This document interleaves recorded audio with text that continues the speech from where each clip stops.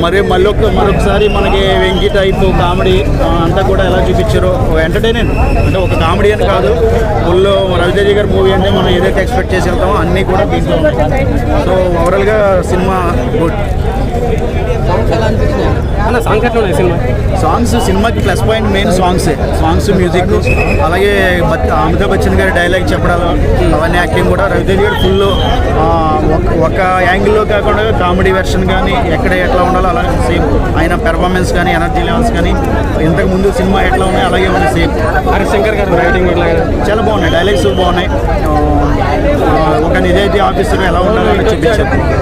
Highlights అంటే ఏం చెప్తారు? Highlights music highlights brother, music highlights, Raviteja గారి పెర్ఫార్మెన్స్ హైలైట్స్, హీరోయిన్ హైలైట్, సత్య గారి కామెడీ అంతా కూడా. రవితేజ ఫ్యాన్స్ తరపున మీరు ఏం చెప్పదలుచుకున్నారు? ఇట్స్ ఏ ఫ్యామిలీ ఎంటర్టైనర్, అందరూ ఫ్యామిలీ సమేతంగా చూడొచ్చు.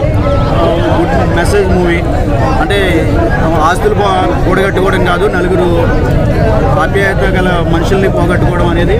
అంటే ఎక్కువ ప్రజెంట్ ట్రెండ్స్లో అంతా ఆస్తుల మీదే పరిగెడుతున్నారు కదా, సో ఆస్తులే కాదు నలుగురు మనుషులు కూడా మనం కూడగట్టుకోవాలన్నది ఒక పాయింట్. ఓవరాల్గా ఎంత ఇవ్వచ్చు cinema rating? 9 out of 10. 9. Thank you.